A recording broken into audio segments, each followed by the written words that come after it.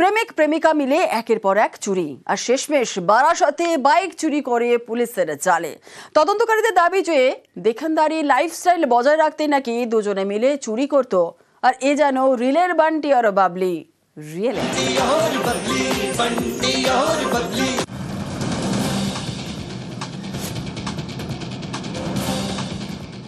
बंटी और बबली एकेबारे जूटीते लूटी। छोटे मोटे शहरों में बड़े हुए जिनसे उनको नफरत थी और बड़े बड़े शहरों में आकर वो काम करने लगे जिनसे मुझे नफरत थी। गरीबी नहीं, मजबूरी नहीं, तकलीफ नहीं, सिर्फ मजे। मजे के लिए अपराध करने वाले मैंने पहली बार सुना। बंटी और बबली, बंटी और बबली। রিলের বান্টি বাবলি যেন রিয়েলে। বান্টি শিবনাথ দাস, বাবলি মোনালিসা অধিকারী। উত্তর 24 পরগনার বারাসাতে বাইক চুরি করে দুজনই পুলিশের জালে। মোনালিসা এমনি এখন লেখাপড়া করতে বাইরে গেছে কলকাতাতে, তো এমনি খুব মেধাবী। শুনেছেন মোনালিসা কি হয়েছে? এইটুকু শুনেছি যে কোনো গাড়ি নাকি নিয়ে চালাচ্ছিল, পুলিশে নাকি ধরেছে। এরকম কেস ও করতেও পারে না, মানে নিশ্চয়ই কেউ ওকে ফাঁসানোর চেষ্টা করেছে। এটা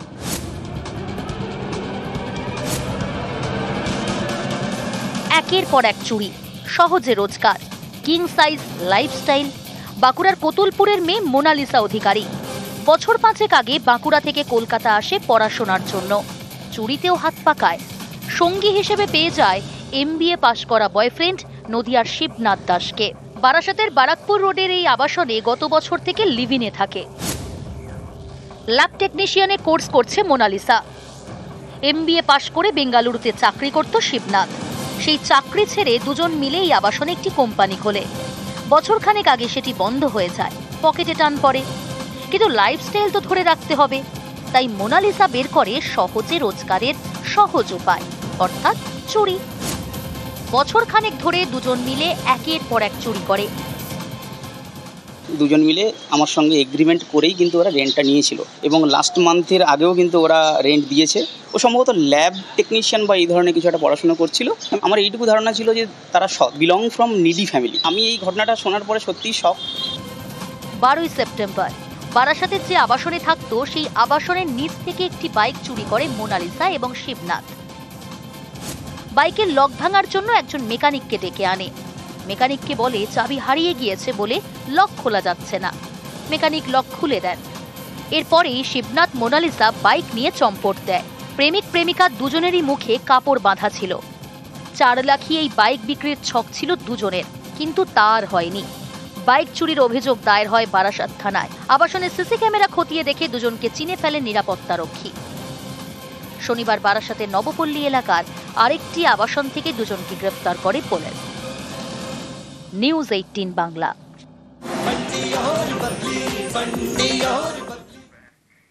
ধূপগুড়িতে স্পেশাল 6 সরকারি পরিচয় গাড়ি আটকে আর হেনস্থা। সুপারি বোঝাই পিকআপ ভ্যান আটক করা হয়। কেন্দ্র সরকারের স্টিকার সাটা গাড়িতে করে এসে হেনস্থার অভিযোগ। আর সরকারি আধিকারিক পরিচয় দিয়ে গাড়ি আটকায় 6 জন। সিমেন্টের গোডাউনে ঢোকানো হয় গাড়ি চালককে। সন্দেহ হওয়ায় গ্রামবাসীরা ঘিরে ধরতে এই চম্পট। সাংবাদিক দেখেই দিশেহারা 6 ভুয়ো আধিকারিক। কেউ পালালেন টোটোয় আর কেউ চলন্ত বাসে। কাউকে আবার নিতে এলো লাল রঙের গাড়ি। স্থানীয়দের তারায় গতি বাড়িয়ে পালায় সেই গাড়িও। মোটা অঙ্কে টাকা আদায় ফন্দি না অন্য কোনো রহস্য। সুপারি গাড়িটা আমাকে দেখলে রিপোর্টারকে দেখে ছেড়ে দিলেন কেন? আপনারা কি টাকা ডিল করছিলেন ওখানে? বন্ধ ঘরে কি করছিলেন? সুপারি গাড়ি আটক করে রাস্তার মধ্যে। আরে আপনার সাইডে কথাবার্তা বলার সাথে সাথে আমরা 2-4 জন গেলাম, গিয়ে অফিসারগুলো না কি ওটা আমরা বলতে পারছি না। ওটা কে ছিল না ছিল সেটাও আমরা বলতে পারবো। লোকগুলোকে জিজ্ঞাসাবাদ করতে লোকগুলো পালিয়ে যায়। পালিয়ে যাওয়ার পরে সুপারি গাড়িও পালিয়ে যায়। এবার সুপারি গাড়ি পালিয়ে যাওয়ার পরে সাংবাদিক আসে। সাংবাদিককে দেখে অফিসার না কে তাও আমরা বলতে পারি না, কিন্তু ওরা সবাই পালিয়ে যায়। কেউ টোটোতে ঘুরে যায়, কেউ হেঁটে যায়, কেউ বুড়োতে ঘুরে। জিজ্ঞাসা করছিলাম কিন্তু আমাদেরকে কোনো উত্তর দেয়নি। ব্যাগে কার্তুজ নিয়ে মুম্বাই যাত্রা। কলকাতা বিমানবন্দরে পাকড়াও প্রাক্তন কাউন্সিলর। আর প্রাক্তন কাউন্সিলরের লাগেছে ব্যাগে কার্তুজ উদ্ধার। স্ক্যানারে কার্তুজ ধরা পড়তেই আটক আমিরুল ইসলাম। আর আমিরুল বজবজের পূজালী পুরসভার প্রাক্তন কাউন্সিলর। আমিরুলকে NC NSCBI থানার হাতে তুলে দেয় CISF। আগ্নেয়াস্ত্র লাইসেন্স আছে দাবি প্রাক্তন এই কাউন্সিলরের, পরে ছেড়ে দেওয়া হয় আমিরুলকে।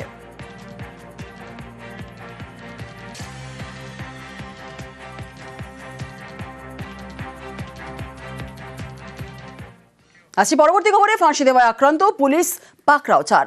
দুর্গাপুজো চাঁদা নিয়ে ঝামেলা এবং জখম হলো পুলিশ। ফাঁসি দেওয়া জগন্নাথপুরের ঘটনা, কি ঘটনা ঘটেছিল আরো বিস্তারিত জানার চেষ্টা করবো। বিশ্বজিৎ মিশ্র রয়েছে। বিশ্বজিৎ, গতকাল চাঁদা তোলাকে দু গোষ্ঠীর মধ্যে ঝামেলা এবং বচসা শুরু হয়, পরবর্তীকালে হাতাহাতি এবং সেই হাতাহাতির পরিস্থিতি একেবারে অগ্নিগর্ভ হয়ে ওঠে। পরবর্তীকালে বিধাননগর তদন্ত কেন্দ্রে পুলিশ ঘটনাস্থলে পৌঁছালে পরিস্থিতি কিছুটা হলেও বেগ পেতে হয় পুলিশকে। পরবর্তীকালে খড়িবাড়ি, ফাঁসিদেওয়া এবং নকশালবাড়ি থানার পুলিশ ঘটনাস্থলে পৌঁছায়। ঘটনাস্থলে পৌঁছান স্বয়ং সার্কেল ইন্সপেক্টর, কিন্তু এই ঘটনায় উত্তেজিত পরিস্থিতির মধ্যে সার্কেল ইন্সপেক্টর সহ আরো 4 পুলিশ কর্মী কিন্তু আক্রান্ত হয়। পরবর্তীকালে তাদেরকে প্রাথমিক স্বাস্থ্য কেন্দ্রের জন্য বিধাননগর উপস্বাস্থ্য কেন্দ্রে নিয়ে যাওয়া হয়, যদিও ঘটনার পরিস্থিতি কিছুটা হলেও নিয়ন্ত্রণে আসে।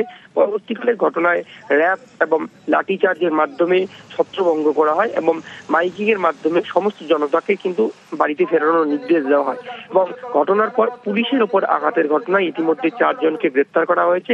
তাদেরকে আজ শিলিগুড়ি মহকুমা আদালতে তোলা হবে। ধন্যবাদ।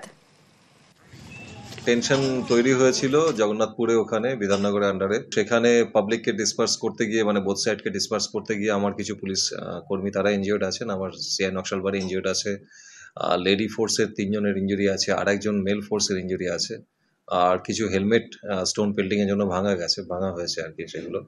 তো এগুলো আমরা সবই সিজার করছি। আমরা সুমোটো কেসও করেছি, অলরেডি বেশ কয়েকজনকে ডিটেনও করেছি, আর বাকিদের ধরপাকড় চলছে। ঝাড়গ্রামে জমি জালিয়াতি, 125 জনের জমি হাতিয়ে নিয়ে বিক্রি করে দেবার অভিযোগ। আর নিউজ 18 বাংলার খবরের জেরে গ্রেফতার আরও এক। তবে জমি মালিকরা এখনো চিন্তায় রয়েছেন। তাদের প্রশ্ন, দখল হয়ে যাওয়া জমি তারা ফিরে পাবেন কবে এবং কিভাবে?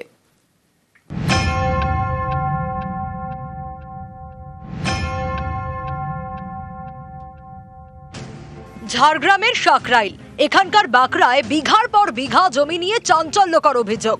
মালিকরা কিছু জানেনই না, অথচ তাদের জমি বিক্রি হয়ে গিয়েছে। অভিযোগ, ভুয়ো কাগজপত্র তৈরি করে প্রায় 125 জনের জমি হাতিয়ে নেওয়া হয়েছে।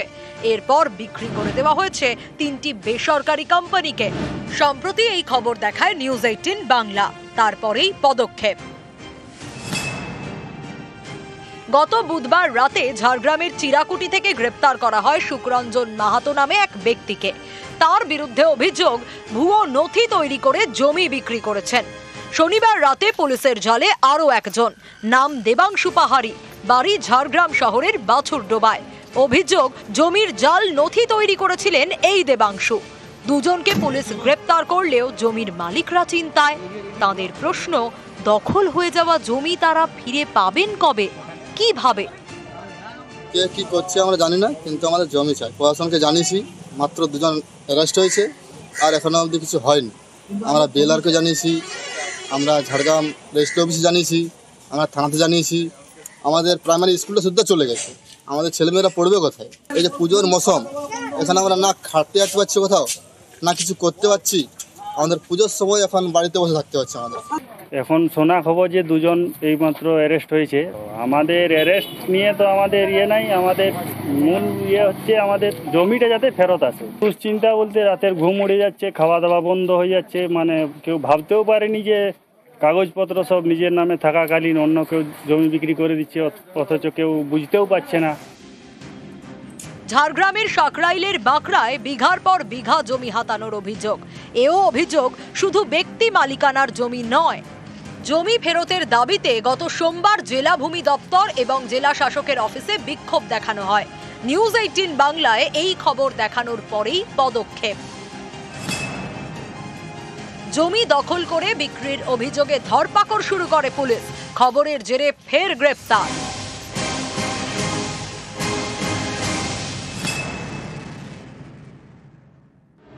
এখন কিন্তু আমরা ইনকোয়ারি করাচ্ছি পুরো ডিটেলসে। পুলিশ থেকেও স্পেশাল ইনভেস্টিগেশন টিম গঠন করা হয়েছে, পুরোদমে ইনভেস্টিগেশন চলছে এবং আশা করি মূল অভিযুক্তদের খুব তাড়াতাড়ি আমরা ধরে নিতে পারব।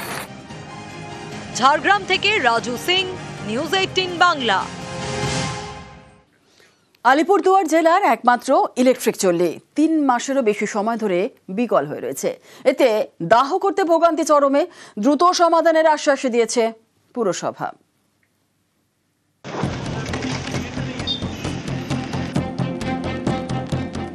আলিপুরদুয়ার পুরসভায় শোভাগঞ্জ শ্মশান, এখানেই জেলার একমাত্র ইলেকট্রিক চুল্লি।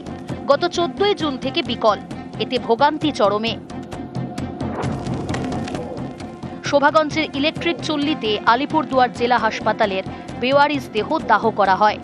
চুল্লি বিকল হওয়ায় এখন তা বন্ধ, ফলে মর্গে জমছে দেহ। অভিযোগ, এর জেরে দুর্গন্ধে টেকা দেয়। এরই মধ্যে এইসব দেহ দাহ করার জন্য নিয়ে যাওয়া হয় অরবিন্দনগর শ্মশানে। তখন বিক্ষোভ দেখান স্থানীয়রা। আমরা দীর্ঘদিন ধরে দেখছি যে মর্গে অনেক বডি, পচা গলা বডি জমায়েত করে রাখা হয়, কিন্তু ওয়ার্ডের বাসিন্দাদের এই দুর্গন্ধে তারা থাকতে পারছেন না। আশেপাশে অঞ্চলের মানুষ এবং হাসপাতালের স্টাফ এবং বিভিন্ন লোকজন তারা হাসপাতালে মুখো হতে পারছেন না।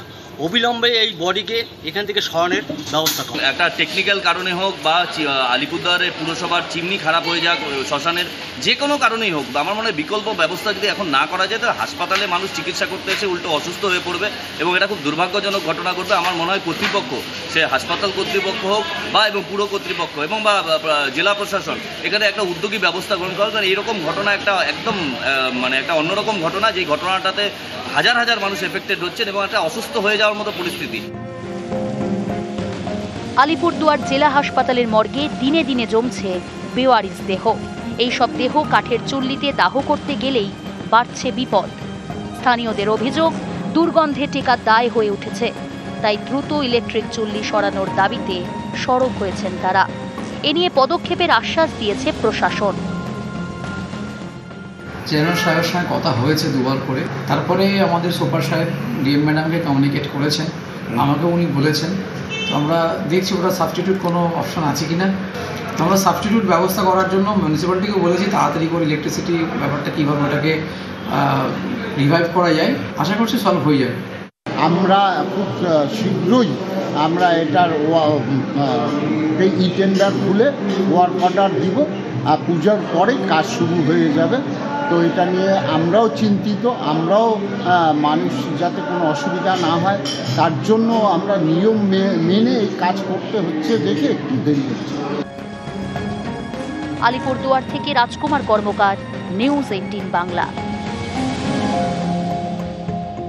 দুর্গাপুজো মানেই বাংলার বনেদি বাড়ির ইতিহাস, রাজরাজার ইতিহাস, জমিদার বাড়ির ঠাকুর দালানে পুজোর রোদ।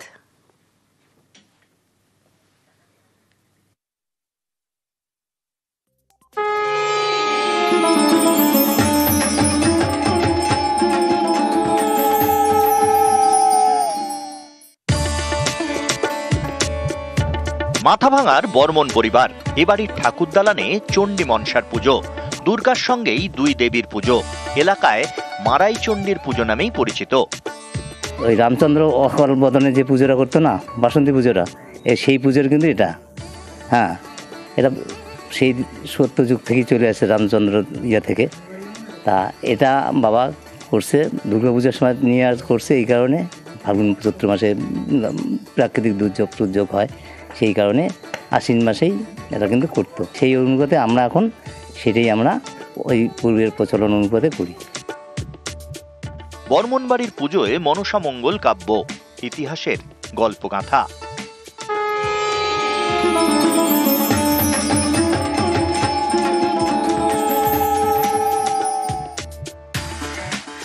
বীরভূমের ইলামবাজারে দত্তবাড়ির দুর্গাপুজো প্রায় 300 বছরের পুরনো ঐতিহ্য বহন করে আসছে বনেদি বাড়ির এই পুজো। আগে যেমন কার্তিক গণেশ থাকে তেমনি ছিল, অতীতে আছে। মানে যে আমার ওই ঠাকুমা ছিল, সেই ঠাকুমা এসে এখানে দাঁড়িয়েছিল সন্ধ্যা দেবার সময়। সেই সময় দেখছে যে দুটো ছেলে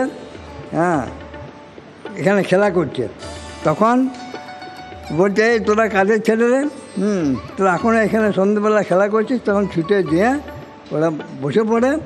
তখন দেখা যায় যে কার্তিকের জায়গায় গণেশ, গণেশের জায়গায় কার্তিক বসে আছে। দত্তবাড়িতে এখন পুজোর রোদ, ঠাকুর দালানে আগমনী বন্দনা।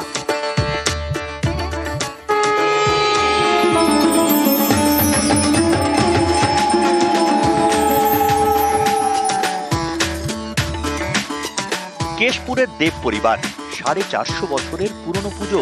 দেবী এখানে অষ্টাদশ পূজা। আমাদের পুজো মানে ওই গীতা অষ্টমী, তারপরের দিন যে কল্প আরম্ভ, ওই দিন থেকে আমাদের পুজো শুরু হয়ে যায়। আর পঞ্চমীর দিন ঘট ওঠে, তারপরে পঞ্চমী, ষষ্ঠী, সপ্তমী ঘট ওঠে, কোলাবউ স্নান করানো হয়, প্রত্যেক দিন ভোগ হয়, সপ্তমী, অষ্টমী, নবমী বলি হয়। জেলার বনেদি বাড়ির ঠাকুর দালানে এখন পুজোর রোদ, পুজোর প্রস্তুতি। নিউজ 18 বাংলা।